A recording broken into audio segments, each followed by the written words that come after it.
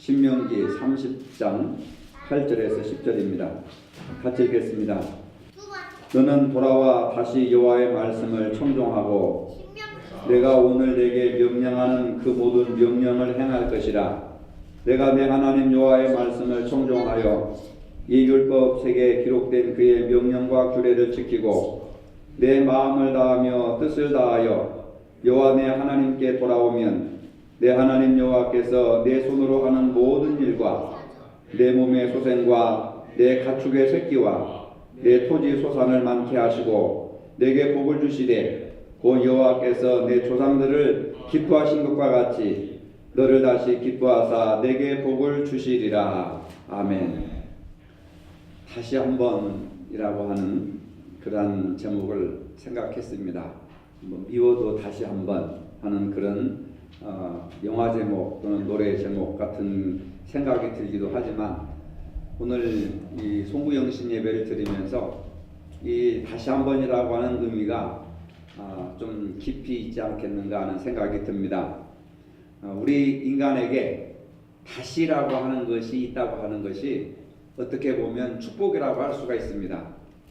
그 말이 없다면은 우리에게는 내일에 대한 소망이 없을 것입니다. 인간은 부족하여서 누구나 실수를 하기 때문에 다시 그 실수를 회복할 수 있는 기회를 주기 때문에 성공한 사람이나 실패한 사람이나 젊은 사람이나 나이 드신 분들이나 다시 시작하자, 다시 힘을 내자, 다시 시도해보자 라고 하는 것이 기회를 다시 주는 것이 되기 때문에 큰 의미가 있다고 생각을 합니다. 성경에도 다시라고 하는 말이 모두 729번이나 나옵니다. 다른 단어에 비해서 매우 많이 등장하는 단어라고 할 수가 있습니다. 물론 그 뜻이 다 똑같은 것은 아니지만은 대부분 한 번 더 기회를 주려고 하는 그런 의미로 사용하고 있습니다. 이 세상에서 실패하기를 원해서 실패하는 사람은 아무도 없습니다.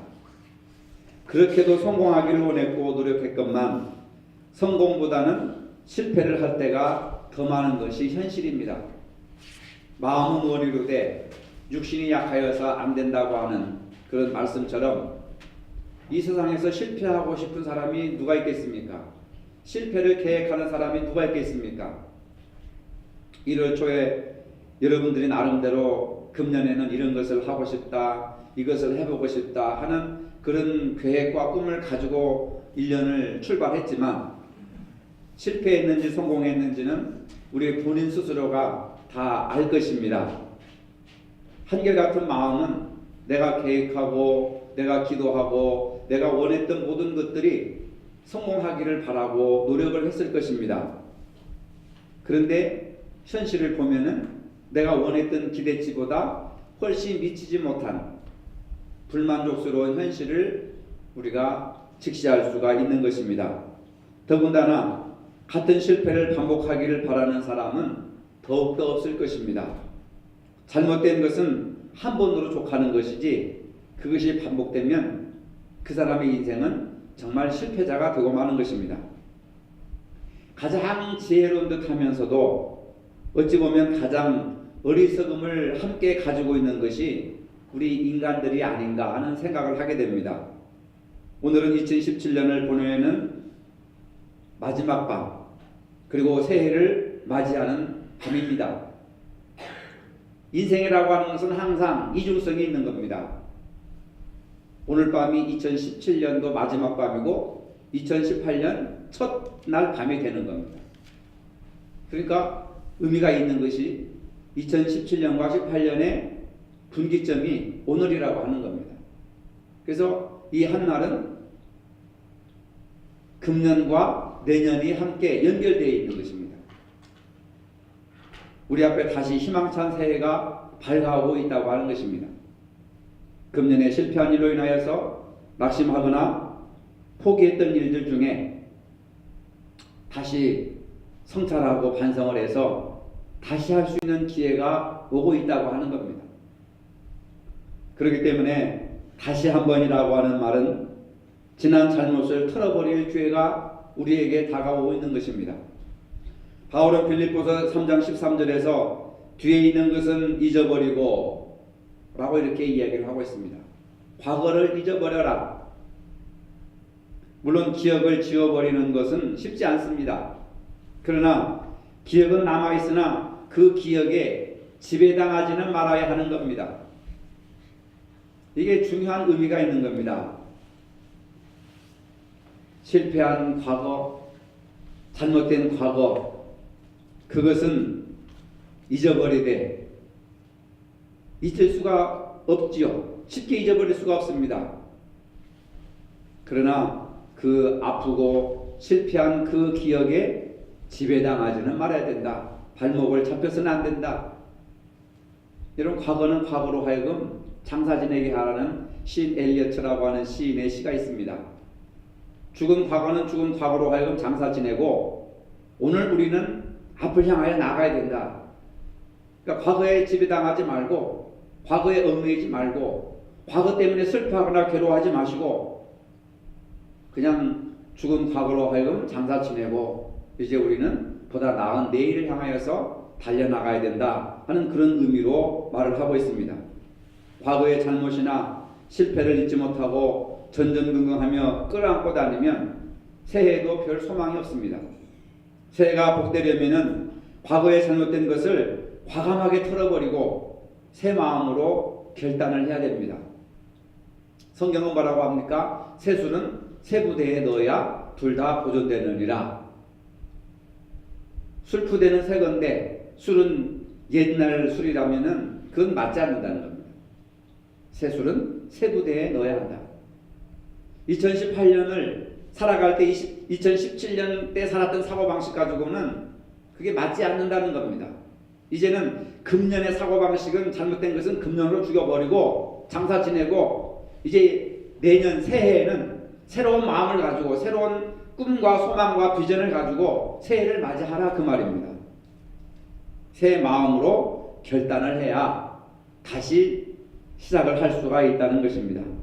또 다시라고 하는 것은 처음을 회복하는 기회이기도 하는 겁니다. 본문은 바로 이것을 강하게 강조하고 있습니다. 이스라엘 백성이 출애굽할 때 하나님과 맺은 언약의 말씀입니다.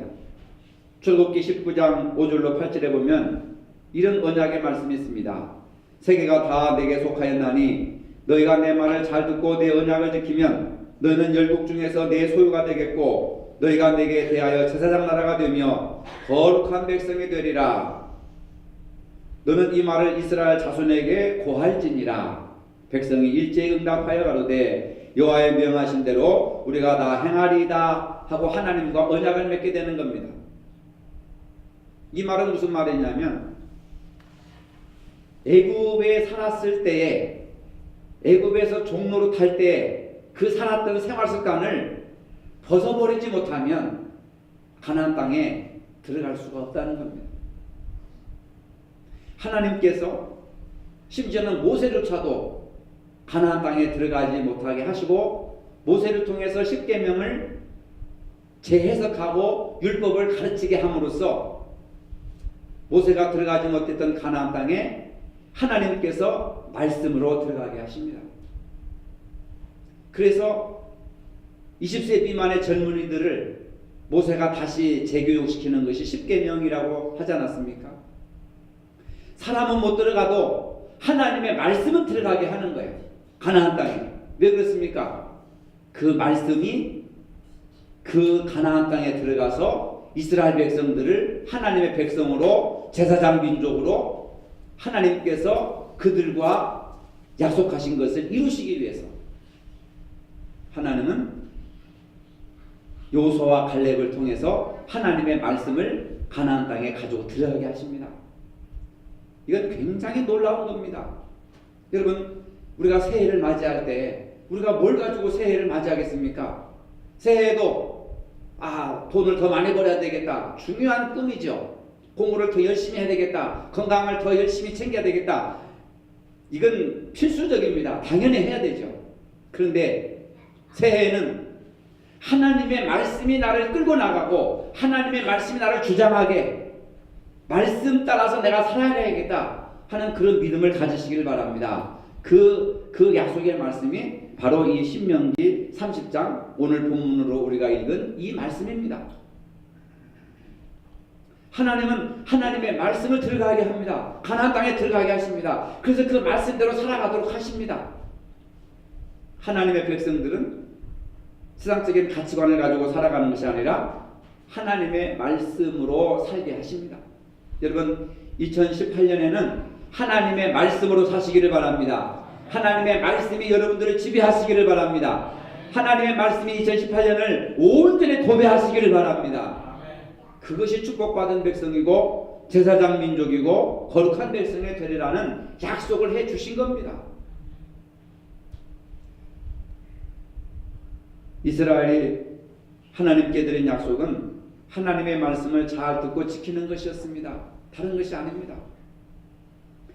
하나님은 이스라엘을 제사장 나라가 되도록 하시겠습니다. 거룩한 제사장이 되게 하겠다는 축복의 언약입니다. 그러나 이스라엘 백성은 대단히 죄송하지만 우리와 같아서 하나님의 약속과 하나님의 말씀을 저버리고 멀리합니다. 그 언약을 기억하고 처음으로 다시 돌아오라 이 말씀을 하십니다. 8절에 너는 돌아와서 다시 여호와의 말씀을 청종하고 다시 돌아와서 하나님의 말씀을 듣고 내가 오늘 내게 명령하는 그 모든 명령을 행할 것이라.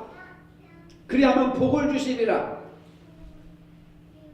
아마 오늘 밤 내일 새벽에 사람들이 해돋이 구경하러 막 바닷가로 산으로 아마 구름대처럼 많은 사람들이 몰려갈 겁니다. 거기서 뭐합니까? 건강, 가족 건강, 가족 화평, 자녀들 취업, 결혼 문제, 추진 문제 이런 것을 다 소원을 빌잖아요. 그런다고 하늘에 있는 해가 복을 주면 얼마나 좋겠습니까? 근데 우리 믿는 사람들은 복을 받는 비결이 있는데 뭐냐면 하나님의 말씀을 듣고 순종하면 복을 주시는 겁니다. 달이 복을 주는 것이 아니고 해가 복을 주는 것이 아니고 별들이 복을 주시는 것이 아니고 고목나무가 복을 주는 거나 바위 덩어리가 복을 주는 것이 아니고 하나님의 말씀에 순종하고 그 말씀대로 살면 시편 1편에 보면 복 있는 자는 내가 여호와의 말씀을 즐거워 그 말씀을 취하러 묵상하는 자로다. 저는 시냇가에 심은 나무가 시절을 쫓아 과실을 맺으며 그 잎사귀가 마르지 않는 같으니 그가 하는 모든 행사가 다 형통하리라. 복을 받는 겁니다. 그러니까 복은 어디서 오느냐? 말씀을 지키고 순종하는 가운데 축복이 온다. 그래서 오늘도 이 말씀을 보면 언약을 기억하고 처음으로 다시 돌아와서 말씀 앞에 서서 그 말씀을 붙들고 살면 그 말씀의 능력이 우리 인간의 생사와 복을 주관하시는 하나님의 창조적인 말씀이기 때문에 그 말씀을 소유한 자에게 축복이 임한다는 겁니다. 이게 바로 다시 회복의 축복입니다. 회복은 은혜라고 하는 것입니다. 우리는 새해를 그냥 맞이할 것이 아니라 오늘 밤을 회복의 날로 생각해야 되는 겁니다. 처음을 회복하면 새해에 반드시 승리의 삶을 살아갈 수가 있습니다. 이 약속을 본문에서 매우 구체적으로 다루고 있습니다. 본문에 보면 여호와 내 하나님께 돌아오면 내 하나님 여호와께서 내 손으로 하는 모든 일과 내 몸의 소생과 내 육축의 새끼와 내 토지 소산을 많게 하시고 내게 복을 주시되 곧 여호와께서 내 열조를 기뻐하신 것과 같이 너를 다시 기뻐하사 내게 복을 주시리라. 복을 주시리라. 복은 누가 줍니까? 하나님이 주시는 겁니다. 조상이 주는 것도 아니고 당군 할아버지가 주는 것도 아니고 그건 신화지만 복은 만복의 근원이 되신 전능하신 여호와 하나님께서 복을 주신다. 근데 아무에게나 주는 것이 아니라 우리가 하나님 앞에 다시 돌아가 그 하나님의 말씀을 듣고 순종할 때에 하나님께서 약속하신 것은 복을 주실 것이다 하는 겁니다. 그래서 우리의 살 길은 하나님과 관계를 신앙생활의 처음을 회복하는 것입니다. 새해를 맞이하기 전에 마음을 새롭게 하고 결단하여서 하나님의 뜻으로 돌아가는 것이 축복받는 비결인 줄로 믿으시기를 바랍니다. 우리 모두에게도 회복이 필요한 부분들이 있습니다. 가정이 행복한 안식처가 되도록 회복해야 됩니다. 건강이 회복돼야 됩니다. 물질이 회복돼야 됩니다. 교회 생활의 초심을 회복해야 됩니다.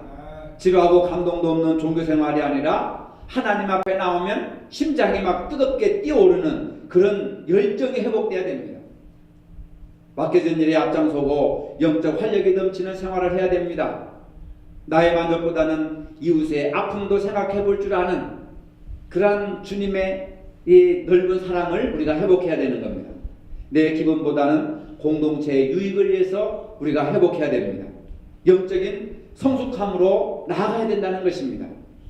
다시라고 하는 것은 삶의 태도를 새롭게 하는 것입니다. 본문 8절에 너는 돌아와 다시 여호와의 말씀을 정종하고, 누구나 그렇지만은 시간이 지날수록 변하는 것이 바로 우리 신앙 태도라고 하는 겁니다. 가는 길 그대로 가고 하는 일 그대로 하더라도 대부분이 변하는 것이 있는데 열정이 변하는 겁니다. 방향도 내용도 그대로지만은 열정이 식으면 추진력을 상실하게 되고 마는 겁니다. 우리가 처음으로 돌아가더라도 열정이 없이 돌아가면은 아무것도 얻지 못하는 작년의 실패를 반복하는 그런 어리석음으로 돌아가게 되는 겁니다. 새해에는 우리 모두 열정을 회복해야 될 줄로 믿으시기를 바랍니다. 성공한 사람들의 공통점이 있다면은 열정입니다. 패션, 그 고통이라고 하는 단어도 해석되지만 열정이라고 하는 단어로도 해석되는 겁니다. 고통스러운 열정, 뜨거운 열정. 많은 능력을 갖고도 열정이 부족한 사람보다 작은 능력을 갖고도 열정적으로 일하는 사람이 성공한다는 겁니다. 신앙의 특징도 열정의 회복에 있습니다. 기도도 열정적으로 해야 되고, 찬송도 열정적으로 불러야 되고, 예배도 열정적으로 참여해야 되는 겁니다. 열정이라고 하는 것은 순간의 뜨거움이 아니라 변함없는 성실을 바탕으로 한 열심, 변함없이 열심을 내는 거, 이게 열정입니다. 목소리가 큰 게 열정이 아니에요. 힘을 쓰는 게 열정이 아닙니다. 변함없는 성실성, 그게 바로 열정이라고 하는 겁니다. 한 해를 마무리하며 정리하고 버릴 것은 과감하게 버려야 합니다. 취할 것은 또 담대하게 취하여서 새해를 향하여서 한번 다시 해보자. 여러분 한번 가슴에다 손을 얹어 보시기 바랍니다. 한번 손 얹어 보세요. 여러분 이름을 부르시면서 다시 해보자. 한번 해보세요. 시작. 네, 다시 해보자. 다시 해보자. 각오를 가져야 됩니다. 새해에는 모든 성도들이 하나님 주시는 복으로 반드시 성공하여서 여러분 가정이 평안하시기를 축복합니다. 사업이 형통하시기를 축복합니다. 자녀들이 잘 되시기를 축복합니다. 무엇보다도 우리 세상교회가 회복되기를 축복합니다. 독일에 전해져 내려오는 전설 중에 아주 감동적인 전설이 있습니다. 독일 바이에른 지방에 황제 비서실장을 맡아 봉사하던 한 공작이 살고 있었습니다. 공작이라서 공작새가 아닙니다. 이건 계급이죠. 황제가 그의 능력을 높이 사서 총재를 이렇게 삼았습니다. 그러자 그는 갑자기 총재가 되는 바람에, 이게 총리가 되는 바람에 교만해지기 시작했습니다. 방탕하고 포악해지기 시작했습니다. 아나무인격이 되었습니다. 그래서 모든 사람들이 그를 싫어했습니다. 근데 어느 날 사냥 나갔다가 숲속에서 한 작은 교회를 발견했습니다. 교회에 들려서 잠깐 기도하고 고개를 드는데 강대상 뒤 십자가 위에서 밝은 빛과 함께 이 3이라고 하는 숫자가 갑자기 나타났다가 사라지는 환상을 보게 됩니다. 그는 이 숫자가 자기에게 3일밖에 살지 못할 것이다 라고 하는 하나님의 음성으로 해석을 했습니다. 3일 후면 자기가 죽어서 하나님 심판대 앞에 설 것을 생각했습니다. 그래서 남겨진 3일 동안 천사처럼 살았습니다. 총리로서 황제와 국민을 위해서 최선을 다했습니다. 주변 신하들에게도 친절을 베풀었습니다. 가난하고 헐벗고 굶주린 백성들에게 긍휼을 정책을 펴고 많이 도와줬습니다. 3일이 지났습니다. 죽음이 찾아오지 않았습니다. 이 3이라고 하는 숫자가 3일이 아니라 3개월이구나. 다시 해석을 했습니다. 3개월 동안 또 천사처럼 열심히 선을 행하면서 의롭게 하나님의 심판대 앞에 서면 내가 너무 두렵고 떨리니까 하여튼 3개월 동안 최선을 다해서 선행을 해보자 해가지고 많은 사람에게 지금까지 해보지 못했던 최선을 다해서 선행을 베풀었습니다. 근데 사람들이 변하기 시작했습니다. 가정이 천국처럼 변했습니다. 나라가 천국처럼 변하기 시작했습니다. 그를 비판하고 손가락질하고 헐뜯던 사람들이 그를 위대하다고 칭송하면서 감탄을 합니다. 3개월이 지났습니다. 죽음이 찾아오지 않았습니다. 이게 3개월이 아니고 3이라고 하는 숫자가 3년이구나, 3년일 수도 있구나, 3년 후에 내가 죽는구나 해가지고 3년 동안 또 천사처럼 열심히 했습니다. 그런데 그 소문이 황제에게 귀에까지 들어갔습니다. 총리가 너무너무 훌륭하고 백성들의 칭송을 받고 존경을 받고 신하들과 온 국민들도 감동을 했습니다. 마침 황제가 후계자도 없이 병으로 죽게 되었습니다. 황제는 이 총리를 자기 다음에 황제로 세우라고 유언을 하고 죽게 됩니다. 온 신하들과 국민들이 모두 기뻐하면서 황제의 유언을 받아들였습니다. 그래서 3년이 되는 날 그는 황제로 등극하게 됩니다. 그가 바로 1314년 신성 로마 제국의 황제로 추대된 루드비히 황제라고 하는 사람입니다. 싫어합니다. 우리도 여러분 강대상을 찾아보세요. 3이라는 숫자가 나오시나요? 상징적인 의미로 3이라고 하는 숫자를 기억하시기 바랍니다. 그리고 천사처럼 한번 살아보시기 바랍니다. 다른 사람에게 최선을 다해서 사랑을 베풀고 선행을 베풀고 친절을 베풀고 위로를 하면서 한번 천사처럼 살아보시기 바랍니다. 그러면 여러분들 가정이 행복하고 직장이 행복하고 교회가 행복하고 여러분 마음 스스로가 행복해지는 겁니다. 그러면 하나님께서 엄청난 축복을 여러분들이 누리실 것을 믿으시길 바랍니다. 한번 주님께 부름받은 사람은 다시 과거로 회개할 수가 없습니다. 믿지 않던 그러한 악한 대로 다시 돌아갈 수가 없습니다. 불가능합니다. 비록 완전하진 않아도 조금씩 변화되고 앞으로 나가야 하는 겁니다.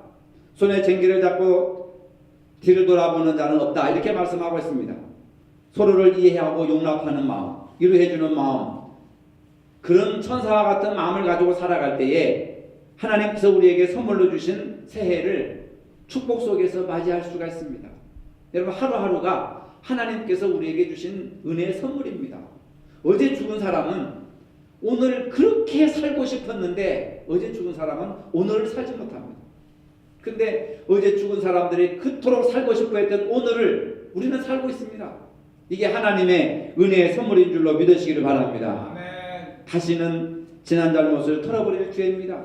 다시는 처음을 회복하는 기회입니다. 다시는 회복의 은혜입니다. 다시는 삶의 태도를 새롭게 하는 그런 기회가 되는 겁니다.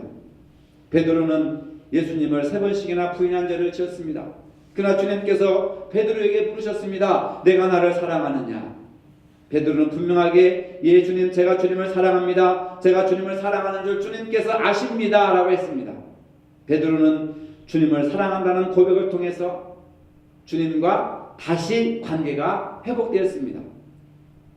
그렇게 되면 오늘 본문 10절에 축복이 나타날 것입니다. 우리 함께 오늘 밤에 주시는 이 축복의 말씀 10절을 우리 다 같이 한번 같이 읽어보도록 하겠습니다. 신명기 30장 10절입니다. 시작. 이 율법책에 기록된 그의 명령과 규례를 지키고 내 마음을 다하며 뜻을 다하여 여호와 내 하나님께 돌아오면 내 하나님 여호와께서 내 손으로 하는 모든 일과 내 몸의 소생과 내 가축의 새끼와 내 토지 소산을 많게 하시고 내게 복을 주시되 곧 여호와께서 내 조상들을 기뻐하신 것과 같이 너를 다시 기뻐하사 내게 복을 주시리라. 아멘. 새해를 맞이하면서 여러분 가정에 사랑 고백이 회복되시기를 바랍니다. 교회 안에서도 사랑 고백이 회복되시기를 바랍니다. 우리 모두 다시 관계가 회복되기를 축복합니다. 새해를 살도록 허락하신 하나님의 뜻인 줄로 믿으시기를 바랍니다. 거룩하신 아버지, 2017년 송구영신 예배를 드리면서 다시 한번 지난 잘못을 털어버릴 수 있도록 은혜를 베풀어 주시옵소서. 주님을 만난 처음 사랑을 회복하는 기회가 되게 하여 주시옵소서. 교회를 찾아왔을 때 처음 감동을 회복하게 하여 주시옵소서. 그 사람을 만났을 때, 처음 만났을 때 아버지 두근거리고 설레던 그 기분을 다시 회복할 수 있도록 은혜를 베풀어 주시옵소서. 우리 교회의 새해에는 다시 회복의 은혜를 더하여 주시옵소서. 그리고 우리 모두 이 일을 이루기 위해 다시 삶의 태도를 새롭게 결단하도록 도와주시옵소서. 예수님의 이름으로 기도합니다. 아멘. 이제는 우리 주 예수 그리스도의 은혜와 하나님 아버지의 무한하신 사랑과 성령의 교통하심이 다시 회복의 은혜를 구하는 모든 성도들 머리 위에 이제로부터 영원토록 함께 하시기를 축원하옵나이다. 아멘.